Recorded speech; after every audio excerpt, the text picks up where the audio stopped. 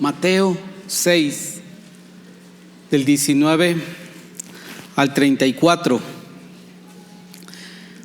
Dice así la palabra de Dios: No acumulen para sí tesoros en la tierra, donde la polilla y el óxido destruyen, y donde los ladrones se meten a robar. Más bien, acumulen para sí tesoros en el cielo, donde ni la polilla ni el óxido carcomen, ni los ladrones se meten a robar. Porque donde esté tu tesoro, allí estará también tu corazón. El ojo es la lámpara del cuerpo, por tanto, si tu visión es clara, todo tu ser disfrutará de la luz. Pero si tu visión está nublada, todo tu ser estará en oscuridad. Si la luz que hay en ti es oscuridad, ¿cuán densa será esa oscuridad? Nadie puede servir a dos señores, pues menospreciará a uno y amará a otro, o querrá mucho a uno y despreciará al otro.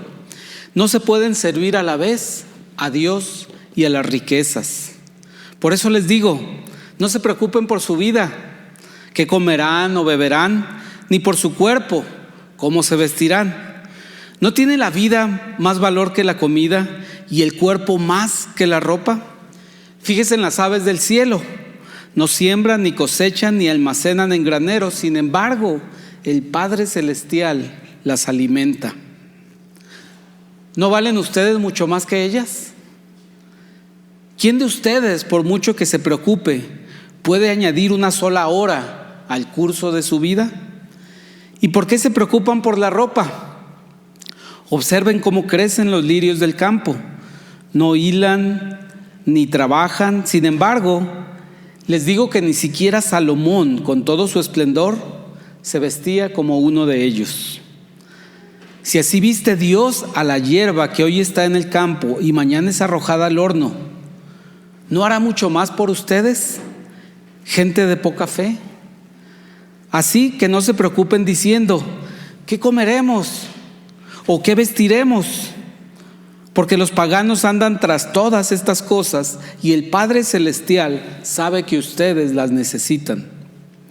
Más bien, busquen primeramente el reino de Dios y su justicia, y todas estas cosas les serán añadidas.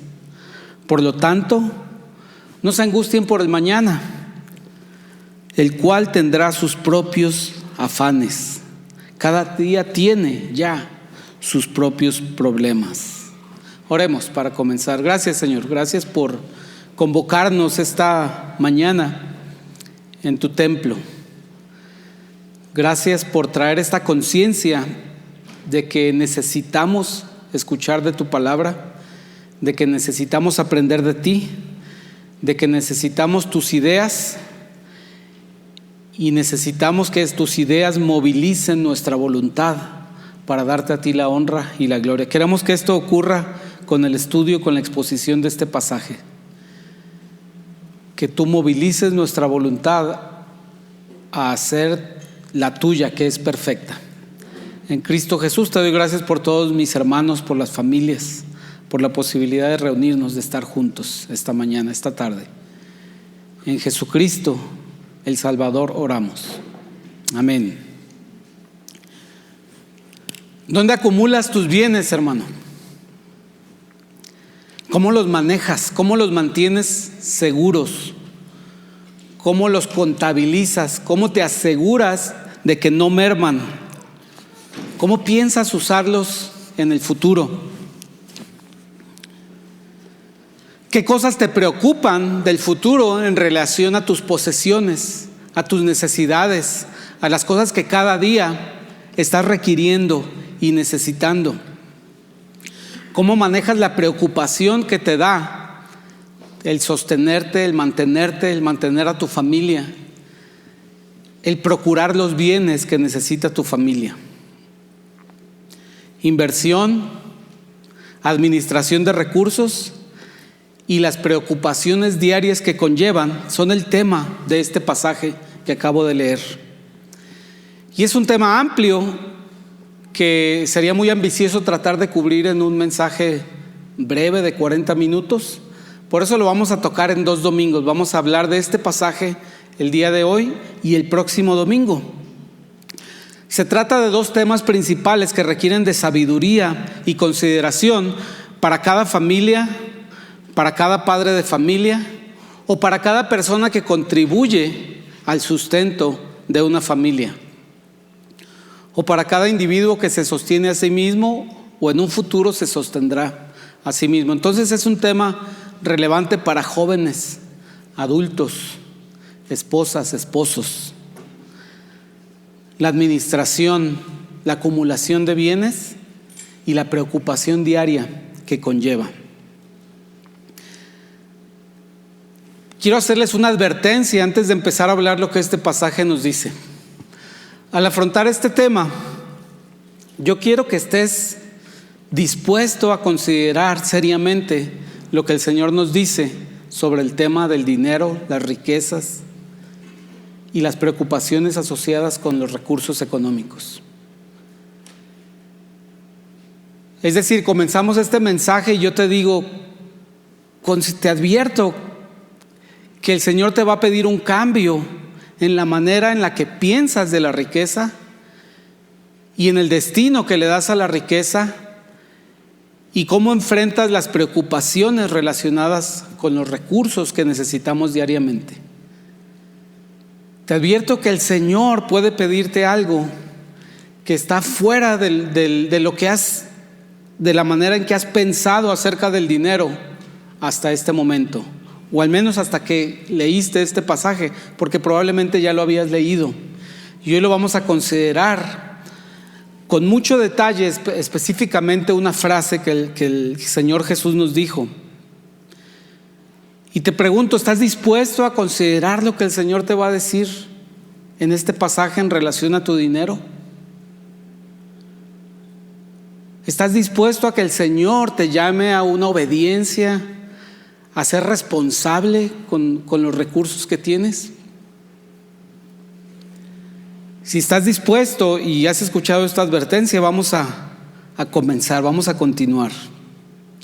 Porque, hermanos, invariablemente cuando estudiamos la Biblia personalmente o es expuesta en algún lugar, llegamos a este pasaje en el que se enseñan cosas que contrastan radicalmente con lo que nosotros nos han enseñado desde niños acerca del dinero, y nos enseña algo que es diametralmente opuesto a lo que hasta el momento hemos conocido sobre el manejo del dinero, sobre el manejo de la riqueza y las emociones o las preocupaciones que despierta en nosotros. Hemos sido enseñados toda nuestra vida a tratar el asunto del dinero de una manera, y el Señor viene y nos plantea este pasaje donde nos dice que Él quiere que manejemos sus recursos de una manera completamente diferente a lo que hemos aprendido. No está mi hermana Claudia Calderón, pero ella, siendo una agente de seguros, es una especialista en eso, ¿verdad? Y las compañías de seguros representan esta idea que es completamente, diametralmente opuesta a lo que leímos en este pasaje acerca de la seguridad y la preservación de los dineros. Pero es importante, hermanos, llegar a este pasaje en nuestra vida como creyentes y considerarlo seriamente, especialmente porque como creyentes y como iglesia cristiana pareciera que hay como un oleaje de influencia del mundo que va desgastando la firmeza de nuestras ideas, y con frecuencia empezamos a tener puntos de vista que más bien se parecen a los de una compañía de seguros, en la que buscamos el control absoluto, el cuidado absoluto y buscar los mejores mecanismos para cuidar nuestro dinero y nuestros recursos. Y es importante que seamos repetitivos al enseñar este mensaje, porque ya como creyentes vivimos en un mundo en el que estas prácticas predominan. Ahorita vamos a hablar específicamente de qué prácticas. Estas prácticas predominan y también las queremos aplicar a la administración de nuestros bienes, y luego nos encontramos con que el Señor nos dice: así no es mi economía, así no es mi reino, así no se preservan las riquezas en mi reino. Y muy frecuentemente sucumbimos ante la filosofía del mundo que nos dice que hay que estar preparados, hay que anticipar, hay que blindar nuestras finanzas, hay que protegerlas, hay que maximizar su retorno, hay que brindar seguridad a la familia. Y es tanta la influencia del mundo en este aspecto que hasta ha polemizado este tema. Y a veces los pastores rehuimos un poquito a abordar este tema porque ya el mundo le ha dado una connotación a este tema que es: no, es que te van a predicar ese pasaje porque te van a pedir que sueltes más dinero, porque te van a pedir que aportes más, porque ha de haber un proyecto nuevo y van a hacer una recaudación, por eso van a usar ese pasaje. Ha llegado a ser así, ha llegado a tal la influencia del mundo que nos hace ver este pasaje como un pasaje recaudatorio de parte de la iglesia. Pero vamos a ver que este pasaje es un pasaje en el que el Señor quiere mostrarnos que hay bendición en la manera en la que Él quiere usar los recursos y movilizar los recursos en el mundo y a través de sus hijos. Para Jesucristo el tema del dinero era un tema cotidiano. Para Él no era un tema de controversia.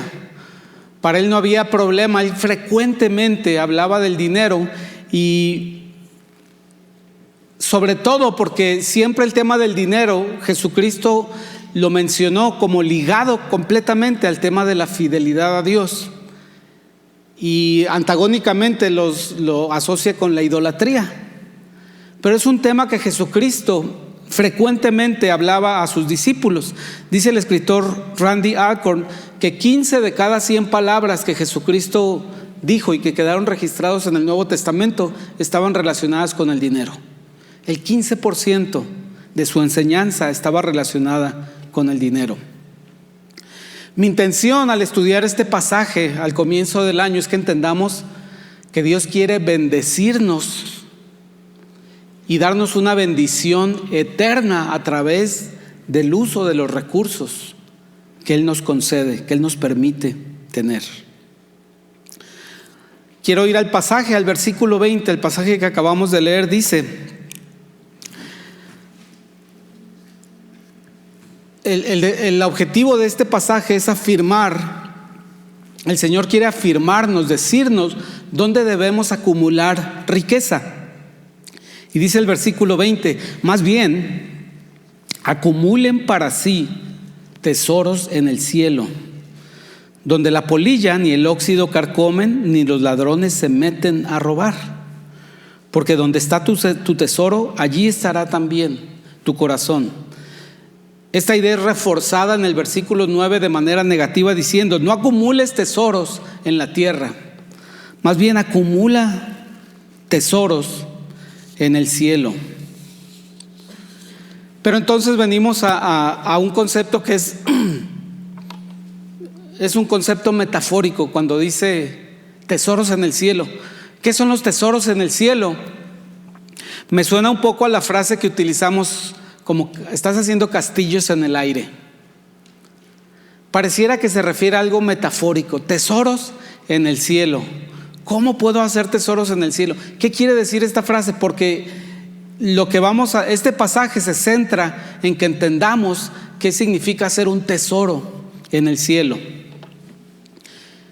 Y Dios no quiso encomendarle esto como un tema que manejaran los apóstoles en las cartas, sino que Jesucristo mismo nos explica qué significa hacer tesoros en el cielo. Dice Marcos 10:21, la tenemos ahí. Jesús hablando si pudieran apagar las luces del centro, por favor, para que haya un poquito más de contraste en la pantalla.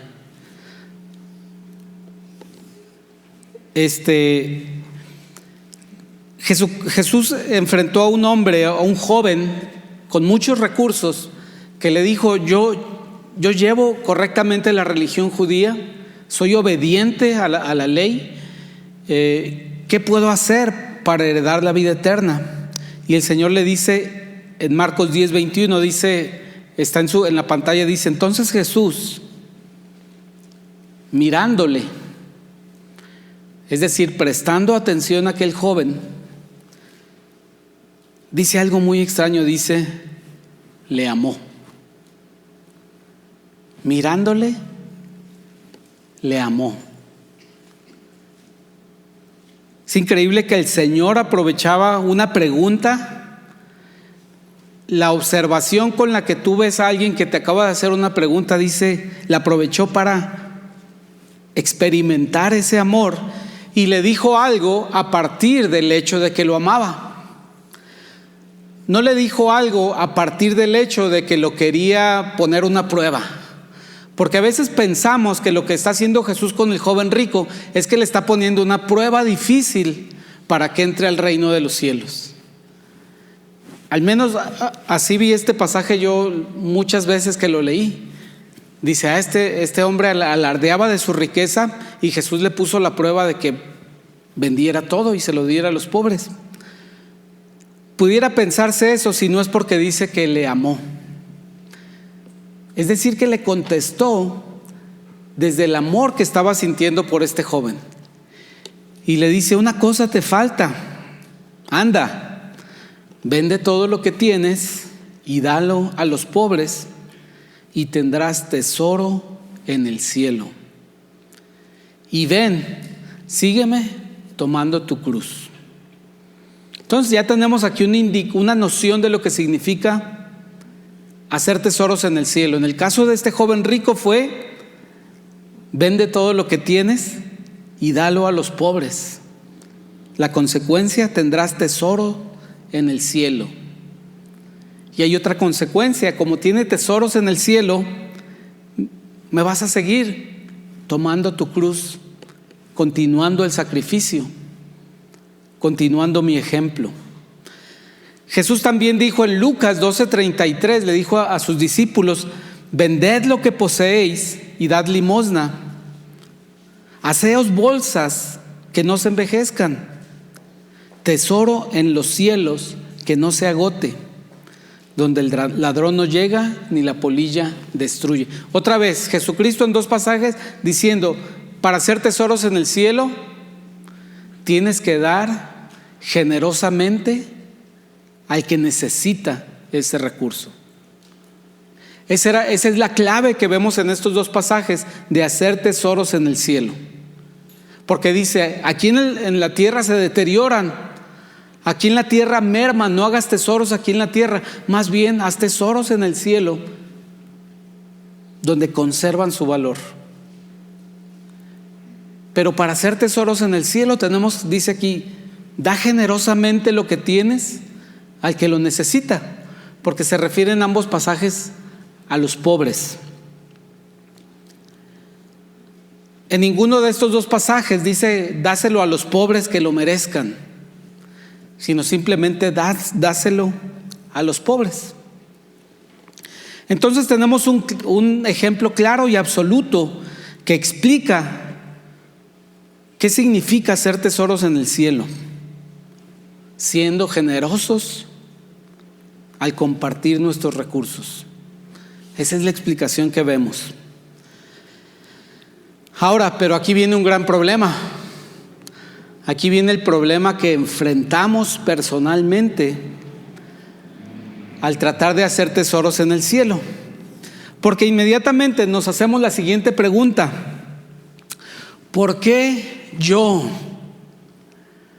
que he trabajado, me he preparado arduamente y he trabajado para generar estos 100 pesos, estos 1,000 pesos, estos 10,000 pesos o estos 10 millones de pesos,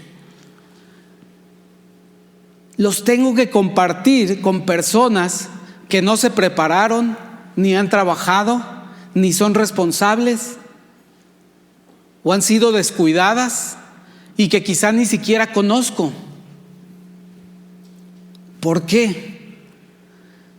Lo que nos responde el mundo legítimamente diría: no, tienes todas las razones de no darlo. No lo des. Ese dinero es legítimamente tuyo. Tú te preparaste y tú lo ganaste. Eso es lo que el mundo nos quiere enseñar. Y esa es una actitud prevaleciente en muchos de nosotros. Pero ¿por qué voy a compartir si es de mi familia, es algo que yo gané con mi trabajo, con el sudor de mi frente, con mi empeño, con mi preparación? Pero hermano, tienes que ser consciente que si tienes habilidades, si tienes estudios, si tienes capacidades para transformar algo y obtener un dinero a cambio de esto, todo lo que utilizas para crear esa riqueza es de Dios. Todo lo que utilizaste para generar cada peso que puedes ganar no tiene ningún mérito tuyo, porque todo lo que utilizaste para crear esa riqueza ya era de Dios. Nunca ha dejado de ser de Dios. Entonces, es fácil contestar esta pregunta si entendemos que todo lo que hemos utilizado para ganar 1, 1,000, 10,000 o 100,000 pesos ya le pertenecía a Dios desde el principio. Y la realidad es que este no es un tema, lo que está abordando aquí el Señor Jesucristo, no es un tema de montos o de riqueza. Porque si se ponen a pensar la riqueza que el Señor depositó en la tierra, es un granito ni siquiera llega a grano, es una motita de polvo que anda flotando en el universo que creó el Señor. Entonces, el Señor, su riqueza no se modifica sustancialmente si se resta la riqueza que hay en la tierra. No es un tema de cantidades o de montos y riqueza. Es un tema, como vimos al principio, de dónde tenemos la mirada. Por eso al principio dice: si tu mirada está oscura, es decir, si la tienes en esta tierra, si tienes la mirada en esta tierra, entonces tu luz va a ser oscura. Pero si tu mirada está en el reino de los cielos, entonces todo lo que hagas va a apuntar hacia el reino de los cielos. Y si tienes riqueza, vas a tratar de llevar esa riqueza hacia el reino de los cielos y no en este lugar donde estás temporalmente.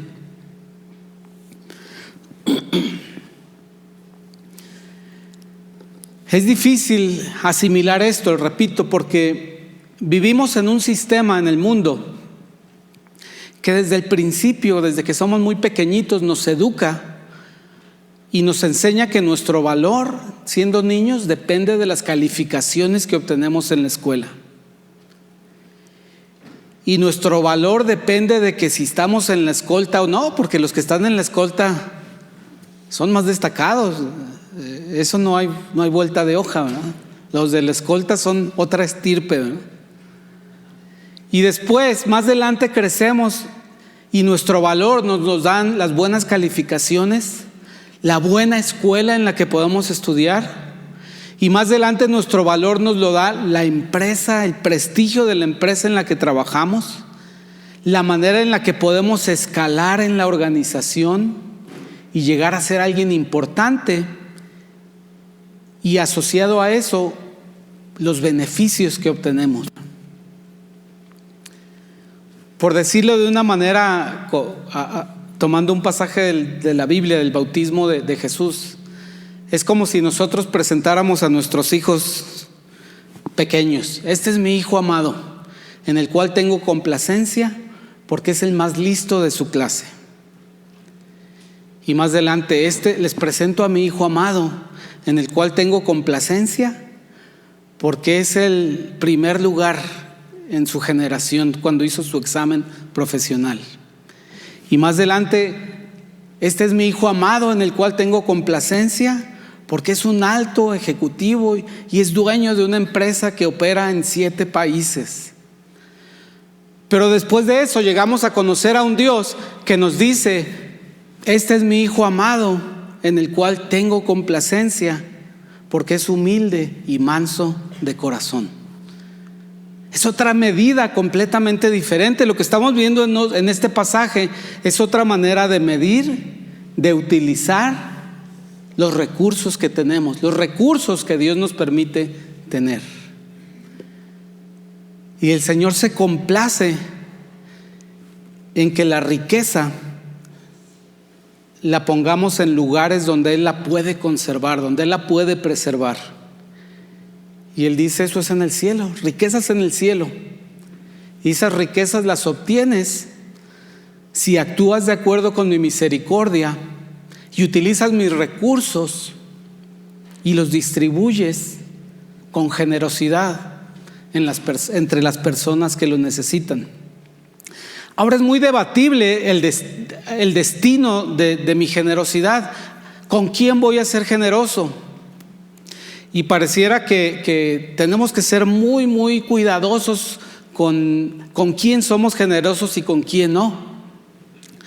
Pero el Señor dejó muy claro este punto cuando le dice a sus discípulos: si un soldado romano te pide que le cargues su mochila, su maleta, sus pertrechos de soldado 1 milla, tú acompáñalo 2.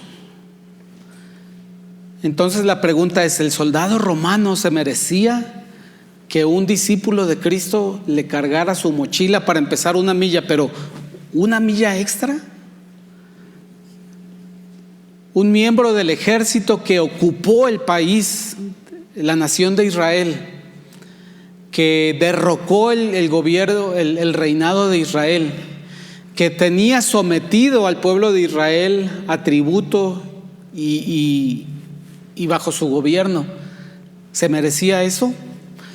Un soldado romano podía ser considerado un enemigo de la nación de Israel. Por lo tanto, podemos decir no, el soldado no se lo merece. Pero el Señor les dijo: si un soldado te pide que le cargues 1 milla, esa era una costumbre que existía en aquellos tiempos, una obligación civil, prestar ese servicio a un soldado. Jesús decía: encamínalo 2 millas. Y si te piden la capa, dales también el abrigo. Entonces realmente, aunque sí debemos ser sabios y debemos de desarrollar un discernimiento para usar mejor los recursos de Dios, no debemos limitar nuestra generosidad porque dudamos de todos los que con los que podemos ser generosos. El Señor nos dice también en Lucas 12:15, les dijo a sus discípulos: mirad y guardaos de toda avaricia, porque la vida del hombre no consiste en la abundancia de los bienes que posee. El Señor te dice: comparte generosamente lo que tienes y así acumularás tesoros en el cielo. El principal enemigo de la generosidad es el orgullo. Es ese orgullo que etiqueta las cosas, les pone una etiqueta que dicen: esto es mío, esto también es mío, esto no es mío, pero esto sí es mío. El orgullo nos lleva a tomar posesión de las cosas, a aumentar el volumen de las cosas que poseemos. Y en el año que comenzamos, en la historia del hombre, hemos llegado a torcer completamente el mandato del Señor de administrar y de cuidar su creación.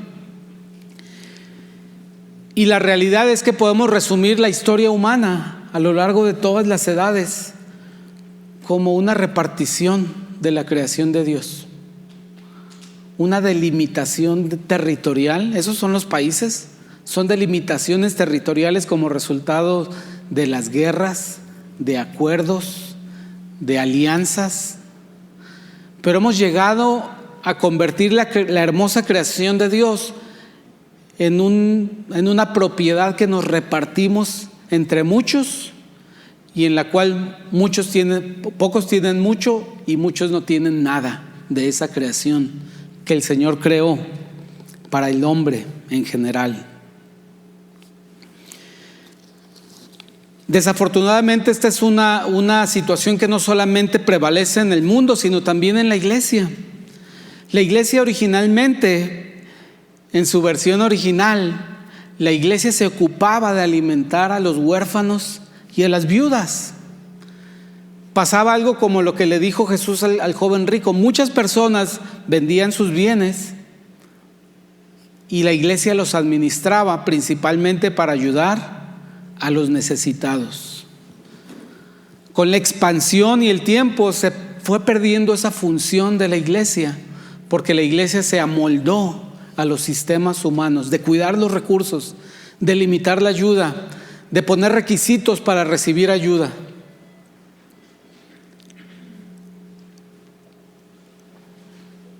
Pero ignorar este mandato puede limitar la bendición que recibimos, puede traernos aflicción, y vamos a ver la semana que entra que puede traernos preocupación y angustia. Y generalmente a veces nos sorprendemos que estamos angustiados, preocupados, afanados por el cuidado y la duración de los bienes que tenemos. A veces estamos preocupados por pagar una hipoteca que es de 20 años y apenas llevamos 11, tenemos 9 años de preocupación por delante. Hermano, tal vez esta mañana puedas estar de acuerdo con este mandato que nos ha dado el Señor, de hacer riquezas en el cielo. Puede ser que estés de acuerdo que la manera de hacer riquezas en el cielo sea distribuir generosamente, ayudar generosamente a las personas necesitadas. Pero quizá tus finanzas están demasiado comprometidas ya en muchas cosas, dispersas en muchos compromisos, que te resulta difícil pensar, bueno, pero no puedo ser más generoso porque tengo ya este tejido de recursos y compromisos que no me permite jalarle, porque si jalo un hilo quedo mal y estoy en una situación peor. Bueno, hermano, quiero decirte que puedes comenzar con cosas muy sencillas. Puedes empezar a librarte de compromisos sencillos económicos, pero con la intención de ser generoso y compartir esos recursos que vas liberando. Déjeme darle 2 ideas así muy descabelladas, que las cifras no representan nada la realidad, pero déjenme les menciono esto, porque son 2 ejemplos actuales de lo que ocurre en nuestros hogares. Tenemos el jefe de familia, que hay 2 vehículos en la casa y hay que pagar 150 pesos para lavar esos carros semanalmente, ¿no? Por lavar los 2 vehículos, 150 pesos. Y luego, por otra parte, tiene que hacer un gasto, tiene que comprar ropa y tenis y equipo deportivo para ir a hacer ejercicio, ¿verdad? Entonces digamos que ahí hay otros 150 pesos a la semana en todos los gastos asociados con el tener que ejercitarse para estar sano. Bueno, ¿y qué tal si el jefe de familia lava los carros? Hace ejercicio lavando los carros y ya no paga ni porque le laven los carros, ni tiene que pagar por la ropa deportiva. Es un ejemplo un poquito descabellado, ¿no? Pero a lo mejor se ilustra un poquito más. Ahora voy a hablar del ama de casa. El ama de casa paga 200 pesos para que una persona vaya y le ayude una vez a la semana a limpiar la casa. Y aparte paga 200 pesos a la semana para ir a hacer pilates a un gimnasio, ¿no? Bueno, pues es la misma situación. Que desocupe a la persona que le ayuda, haga la limpieza en su casa y así no tiene que gastar en los pilates porque puede hacer el ejercicio. Es descabellado, es solamente un ejemplo, ¿verdad?, de cosas sencillas que podemos hacer, y en las cuales a veces estamos tributando doble para obtener el mismo fin. Estamos gastando doble para obtener el mismo fin. Son ejemplos un poquito descabellados, ¿verdad? Porque ya me van a regañar al final los deportistas y las amas de casa. Ni modo. Pero hermanos, yo creo que usted puede encontrar maneras de ir liberando compromisos e ir probando a Dios diciendo, bueno, si tengo esto, voy a ser generoso, voy a buscar al necesitado y voy a ayudarle porque quiero hacer tesoros en el cielo. Porque mi mirada está en el reino de los cielos. Por eso dice el pasaje, buscad primeramente el reino de los cielos. Y ese es el punto, que nuestra mirada está en el reino de los cielos. Si nuestra mirada está en el reino de los cielos, allá vamos a querer hacer todo: acumular nuestras riquezas, depositar nuestra confianza, poner nuestra esperanza.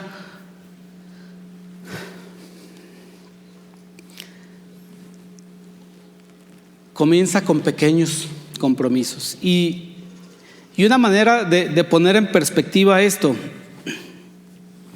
quiero darles una representación más o menos de lo que nos dice este pasaje. Y quiero que tratemos de hacer una visualización práctica de lo que es la eternidad. Miren, si ven en el extremo de esta cuerda está mi tiempo de vida, 75 años. Espero que llegue a lo que dicen las estadísticas del INEGI, a los 75. Entonces, en este periodo de tiempo de 75 años que está aquí en amarillo, aquí puedo ver los 25 años que han pasado desde que terminé la universidad. Son como 3 milímetros de la soga. Y aquí hay una línea con donde se hace amarilla y se convierte en soga, es mi muerte. Ahí comienza, o más bien continúa para mí la eternidad. Entonces, al considerar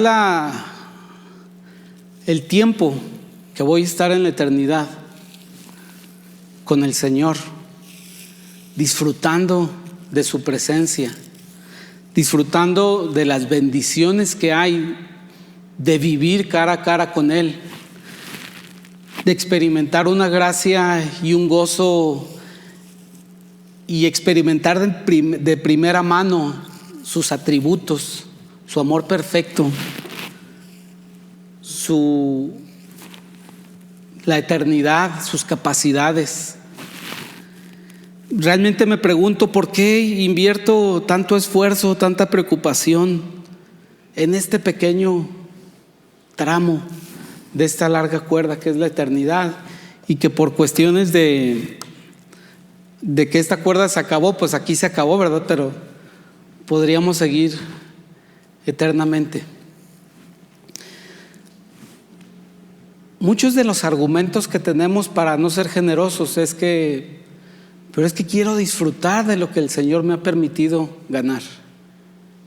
Quiero viajar, quiero conocer, quiero probar. Pero hermano, déjame te digo una cosa, y esto no está en la Biblia, pero teniendo en cuenta que el Señor es todopoderoso y el Señor, para Él nada es imposible, yo no descarto que el Señor te permita conocer en la eternidad todas aquellas experiencias de las que te privaste de viajar, de conocer, de ver una aurora boreal en el Polo Norte, de conocer los glaciares en el Polo Sur. Pienso que el Señor no está limitado a no permitirte conocer todo eso en la eternidad, porque saben que nuestro Señor es Señor del tiempo también. No solamente nos va a permitir disfrutar de las cosas que quizá nos privamos de ellas en nuestro tiempo de vida, sino también nos va a permitir disfrutar de aquellas cosas que corresponden a un tiempo en el que no vivimos. Pienso que el Señor es todopoderoso y tenemos una eternidad de convivencia con Él para que nos muestre su creación de principio a fin y su experiencia, su relato desde el punto de vista de Él, buscando al hombre, que nos lo muestre como un relato eternamente, porque no hay nada que lo limite a Él para no permitirnos vivir aquellas experiencias en las cuales nosotros estamos afanados en vivir y que por eso no somos generosos con otros. Debemos de tener una visión eterna. Tenemos que buscar el reino de los cielos. Y dice que todas las cosas que buscamos nos serán añadidas. Dice la palabra misma que las personas que son generosas son las personas más felices que hay. En ningún lado dice que las personas que son generosas viven tristes, viven afligidas porque fueron generosas, viven arrepentidas porque compartieron su riqueza. Dice Proverbios 14:21, la diapositiva 14, dice: peca el que menosprecia a su prójimo, mas el que tiene misericordia de los pobres es bienaventurado. Dice en el 22:9: el ojo misericordioso será bendito, porque dio su pan al indigente.